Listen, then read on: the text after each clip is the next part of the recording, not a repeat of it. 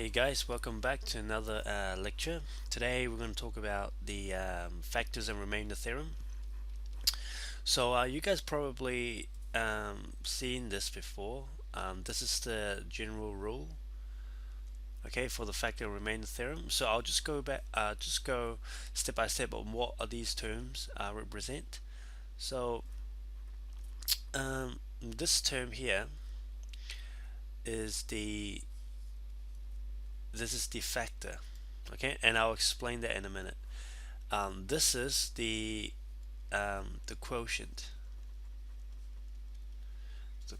and obviously this one will be the remainder. Okay, so what does all of this mean? Okay, so if we do a simple division, let's say 6 divided by 3, and we write that in the long division form, yeah, so that will be 3, and 3 times 2 is 6, 6 minus 6. Remember, this has to be a minus, equals 0. Okay, so let's go through this step by step. So now this guy here, that's the px. Okay, and this guy here, that's the quotient, and this guy is the remainder.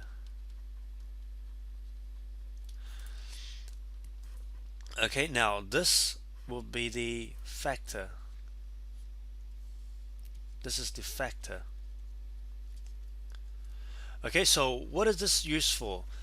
This is very useful if you are dividing polynomials with a factor. Okay, so let's look at an example. If I say px is equals to x squared plus 3x plus 2. Now we all know that this will divide into x plus 2 and then x plus 3. Okay, so let's just see if I can use that long division. Let's see if I can use this long division here and come up with the other root. So for example, if the question tells you that, okay, if x plus 2 is a factor, what is the other factor? Now again, just a reminder, now if you have a power of 2, that means you have two factors, okay, which two brackets. Okay, so let's divide x plus 2 into this whole equation. So x plus 2 into x squared plus 3x plus 2. Okay, now the first thing you need to do is to eliminate the highest power. Eliminate the highest power in here. Okay, in this case, the first power I need to eliminate is actually x squared. Okay, so what do I have to multiply this thing by that I will get x squared? So simple, that will be x, right? Because x into x plus 2 is equals to x squared plus 2x, right? So I put it in there, x squared plus 2x. Okay, now keep in mind that this is minus. Okay, so you actually so it's that minus that. Okay, so that will be 0, 3, positive 3x minus positive 2x, that's x, and then you drag what's remaining, which is 2. So it's x plus 2.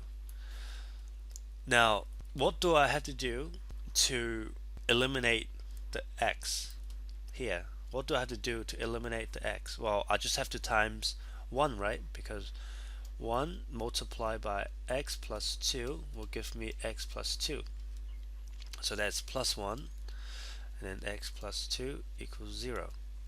So we've just found out that this quotient is another factor because I will have a remainder of 0. Okay?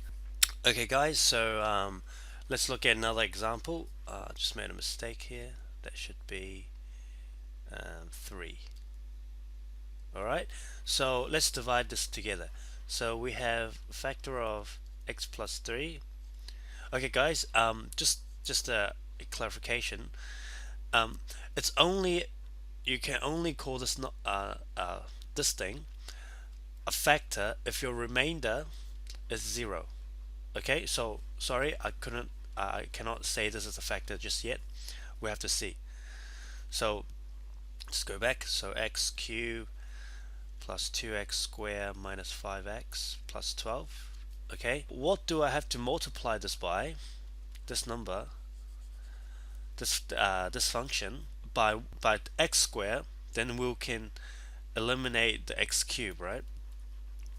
So x squared in, into x plus 3, that will give me x cubed plus 3x squared. So let's write this down. So x squared into x cubed plus 3x squared. Now keep in mind, guys, this is net, this is minus. So actually minusing the whole bit. Okay, so that will be 0. Positive 2 minus a positive 3, that's just basically 2 minus 3. So that's minus x squared minus 5. Alright, now let's continue. So what do I have to times this function by this function by, so that I can eliminate negative x squared? Simple, that will just be negative x, because negative x into x plus 3, that will just be negative x squared minus 3x. Okay, so let's write this down. So that would be x squared, negative x squared minus 3x. Alright, now again, minus, guys. This is a very common mistake that people do, is that they don't realize is the whole thing is negative at the bottom. Okay, so negative x squared minus and negative x minus an x squared, that will become 0. And then negative 5 minus 3, that will just be negative 5 plus 3, so that's negative 2. And then you drag this thing down. Alright, so that will be plus 12. So this will be, you multiply this by negative 2, because negative 2 into x plus 3, that will just be negative 2x minus 6. Okay, so that will be negative 2x minus 6. Right? Again, everything is negative at the bottom, don't forget. So that will be 0. 12 minus 6, that's 18, plus 18. Okay, so we've finished dividing. So what does this all mean? How do I put this back into the factor remainder theorem? So what was the factor remainder theorem again? It is px equals to a factor or a function times your quotient plus your r. Okay, so what was my function? My function was this guy, so that should be here. My quotient is this guy. My quotient, this is my quotient, and this is my remainder. So I can put this back together. That will just be x plus 3. What's my quotient? X squared minus plus, oh no, minus x minus 2 plus remainder 18. Okay, so if I evaluate this, I'll get back exactly what I just started with, which is x cubed plus 2x squared minus 5x plus 12. Okay, so that's the whole method of how you use factors and remainder theorem. We'll go through some more examples in the future, in the later in the later lectures. So if you have any questions, again, just drop me a message in the discussion board and I'll get back to you as soon as possible. So see you guys in the next lecture.